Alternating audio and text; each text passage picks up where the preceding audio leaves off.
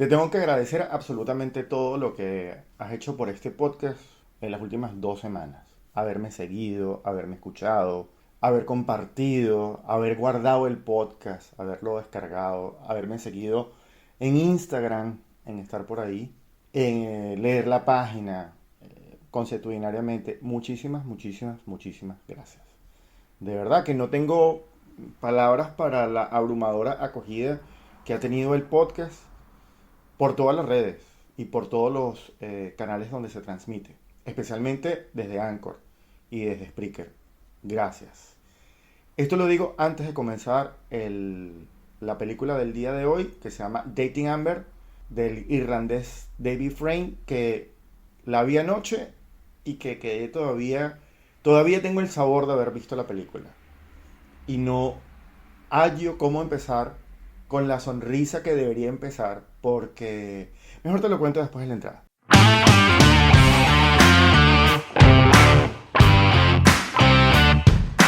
Hola, soy Fran Castellanos y esto es Un Maricón de Películas. Hoy con Dating Amber del irlandés David Frame, que tengo que confesarme fiel admirador a pesar de que solamente tiene 2 películas en su haber. La primera se llama La Cura, de que te voy a hablar ahorita, y luego te voy a contar sobre la película Queer, que me hizo ver anoche y que me hizo quedarme tan largo rato despierto durante y después de la película, ¿no? Que me dejó reflexionando muchas cosas sobre el cine queer. Pero empecemos por él, que nació en Irlanda, se crió en Irlanda y como buen irlandés le gusta contar las historias de su país. Lo que pasa es que nosotros estamos acostumbrados a que nos cuenten las historias de guerra, de batalla, de sufrimiento, de destrucción, etcétera, etcétera, de una manera muy gráfica. Recuerdo que, por ejemplo, hay una película irlandesa que a mí me gusta mucho, que se llama 1971, que tiene que ver con ese momento donde empezó todo el movimiento separatista entre la Irlanda del Norte y la Irlanda del Sur, que por cierto terminó en los 90, y que en ambas películas de David Frame se sienten y se ven. Por eso es que me gusta tanto él, porque cuenta la historia de su país y de ese conflicto, el conflicto armado irlandés entre IRA y el resto de los seres humanos de esa región, de otra manera. Esta es una película especialmente dedicada para, de alguna manera, reflejar cómo se vivía más allá de la guerra, con la tensión de una guerra civil en la puerta y con la tensión de un yugo como el de la Iglesia Católica dentro de la Irlanda del Sur. Un yugo que se refleja en todo momento durante las 2 horas de película, los 92 minutos de película, que yo siento que fue necesario de esa manera narrarla, introducirla de manera casi jocosa en el estilo de Benny Hill, del inglés que todos conocemos, y darle ese matiz a un tema que pareciera ser un tema único y exclusivamente de homosexuales, cuando en realidad esta película no es una película queer.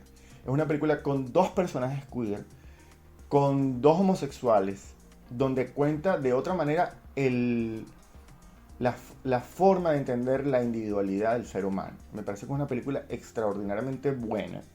Yo estoy harto de ver películas de adolescentes, de series de adolescentes, sobre la homosexualidad o sobre las inclinaciones homosexuales, o cómo no te sientas mal por ser homosexual, lesbiana, trans, no sé qué. Me fastidia, me corroe, ya lo siento demasiado pesado. Es un tema que ha sido tan trillado y tan mal expuesto además, que yo me vi la película únicamente porque era de David Frame, porque vi La Cura. La Cura es una de las mejores películas de zombies que yo haya visto jamás, en donde los zombies no meten miedo, en donde lo que mete miedo es cómo un zombie, si es curado, regresa a la sociedad, que básicamente lo que tiene que hablar es lo que habla esa película es del ejército del IRA, o el ejército de liberación de la Irlanda del Norte, cómo se reivindica la sociedad después que se unen las dos Irlandas y que se acaba la guerra. Ese cuento te lo cuenta a través de los zombies y habla de mucha política, y de la misma manera aparece aquí. no de la separación entre las dos Irlandas, sino cómo la gente se integra a la sociedad a pesar de los conflictos que hay alrededor de ellos, a pesar de la homosexualidad, a pesar de la guerra, a pesar de que no tienen dinero, a pesar de la depresión, de lo que eso significa. Además, vivir en un país donde el 90% de su clima es húmedo, es grisáceo, llueve, eh, tiene mucho que ver con lo que estamos viviendo hoy en día con la pandemia. Yo siento que la película reivindica el cine de lo individual, reivindica el cine de lo amistoso sin ser cursi. Tiene muchos momentos cursis, pero para burlarse de la cursilería. Tiene muchísimos momentos que son hasta extravagantes. Pero para mí, David Frame, perdón, Brain, no sé de dónde Brain me salió eso. Frame hace alarde de un humor que no te busque la risa, sino que te busque la reflexión. En cuanto al guión y en cuanto a la temática, te lo cuento fácil. Son dos chicos homosexuales cada uno, una chica y un chico, que deciden unir sus homosexualidades o su sexualidad para que no sean maltratados por una sociedad que está creada para maltratar a los demás, que es la sociedad judío-cristiana en plena guerra civil de ese país. Y con una fuerte y marcada tendencia a la consolidación de un discurso de libertad emocional, no ni siquiera de pensamiento, sino emocional. No hay una justificación porque tú seas o no seas homosexual en la película. No hay una reivindicación a los valores de la homosexualidad o de la transexualidad o del lesbianismo. No, aquí hay un canto suave, tenue, delicado, fino a la individualidad, que es lo que más me gusta de la película. Estos dos seres, que cada uno son perfectamente reconocibles en cualquier lugar del mundo, como seres que están luchando con su sexualidad, no es el tema central de la película. Aun cuando hay mucho de eso y hay mucha crítica social, la realidad de la película te centra en cómo cuando pasas por un supermercado en una fila donde hay muchos productos que te gustan, pero tú tienes contado el dinero y solamente vas por uno solo. Vas a comprar, no sé, digo yo, leche. Y te metes en ese supermercado. Y pasas por los anaqueles donde están los dulces o los chocolates o los cereales que te gustan, pero lo único que tienes dinero es para ir a comprar leche. Y en el camino en esa ala del supermercado, pues resulta que terminas decidiendo comprar ni siquiera dulce, ni leche, ni chocolate, ni nada de eso, sino que terminas comprando harina, porque tu sueño es hacer un gran pastel. Y ese sueño crees comenzarlo al menos comprando parte de ese pastel. No tienes los demás ingredientes, pero te llevas con fe a tu casa la harina, porque sabes que en algún momento puedes hacer ese pastel. Y no vas a tomar leche y no te vas a alimentar con más nada, ni siquiera vas a poder producir mayor cosa con esa harina, más allá de un pan sin sal, pero te llevas con fe la harina para tu casa. Así sucede en esta película. Hay una reivindicación a la individualidad que pasa por encima de tu sexualidad, o pasa por encima de tu familia, o pasa por encima de cualquier otro, otra normalidad de la vida. Es una película que se basa en normalidades, en las discusiones de pareja entre padres, que a ti te aturden y que tú no quieres escuchar, pero que al final de cuentas tú sabes que es una realidad que está ahí permanente y que no la puedes cambiar como ellos tampoco te pueden cambiar a ti. Hay muchísimos lugares comunes, muchísimos lugares comunes de la película, pero que además que las vemos en todas las series, en todas las películas norteamericanas de los últimos 10 años, que ya antes habían películas de eso, como por ejemplo 17, que es una película que siempre lo recuerdo, como un dramón adolescente de los 80, que era un chico que quería salir del closet, y eso fue un trauma peor que Zárate, peor que Christian F., peor que El Exorcista. Y al final, lo que nos recuerda esa película es única y exclusivamente la banda sonora porque es tan triste y tan dramática que no provoca ni recordarla. En cambio, en este momento de esta película, o sea, el momento en que sale la película, que es 2020-2021, que se distribuye, que está dándole vueltas por ahí, es una reivindicación totalmente a vivir, a cómo construir una realidad a pesar de la pandemia. Eso me gusta muchísimo de la película.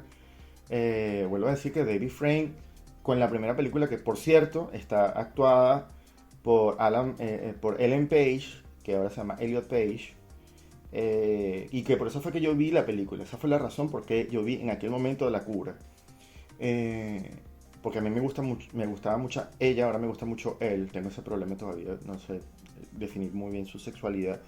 O mi sexualidad ante su sexualidad, no sé. O sea, que todavía no sé si decirlo bien o decirlo mal es bueno o malo. Eso del políticamente correcto también me aturda. Y esta película es políticamente incorrecta en todos sus sentidos. Que es una de las, sin caer tampoco en lo cliché, ¿no? Que eso también me gusta mucho de la película. La película no tiene giros hacia el mal gusto. Simple y llanamente muestra el mal gusto. No se queda con el mal gusto, no se queda haciendo mal gusto en la película. La película muestra el mal gusto que puede tener cualquier ser humano siendo adolescente, que es la peor etapa de cualquiera en cualquier parte del planeta. Yo no creo que haya un asiático, ni un africano, ni un sudamericano, ni un español, ni un inglés que no haya pasado por ese terrible momento de la vida que se llama adolescencia, en donde merecemos casi la muerte y la extinción. Pero le da el giro, la película le da un giro que complementa tu sensación de estar viendo a dos seres humanos que más allá de su sexualidad quieren ser seres humanos. La fotografía, la cinematografía de la película es incluso kitsch. Raya en los esquemas del cine de los 80 y de los 90. Es pareciera que estuvieras viendo videos de Blur y de Oasis y de otros grupos ingleses e irlandeses allí, entremezclados, los colores, las texturas, las bicicletas, todo tiene ese lenguaje muy típico de esa cinematografía y de esos clichés de esa época, cosa que el director la usó muy muy bien porque no se usa solo como un referente estético, sino que también se usa como un referente de lo terrible que pudo haber sido para cualquiera que vivió esa época siendo adolescente, creyendo que eso era bonito o que estaba bien y que fracturó un poco al devenir de lo pop. Cuando el pop se convirtió en casi una cosa underground y el rock era lo popero, ¿no? Ahí también eso juega mucho. Aunque no se escucha una banda sonora específicamente de nadie, la banda sonora está permanentemente puesta. Hay como un juego entre canciones y música que hacen de la película una distracción divertida, entretenida a ese nivel. Y por último, quiero hacer una mención muy especial a un momento de la película que es la sexualidad. La sexualidad en la película es, eh, es la forma más linda de hacer un homenaje a Kubrick. Yo creo que tener a Kubrick en la cabeza, con la naranja mecánica y con los falos, con los penes, con los glandes, con todas esas figuras que hizo famoso a Naranja Mecánica, aparecen igualmente aquí de una manera realmente impecable.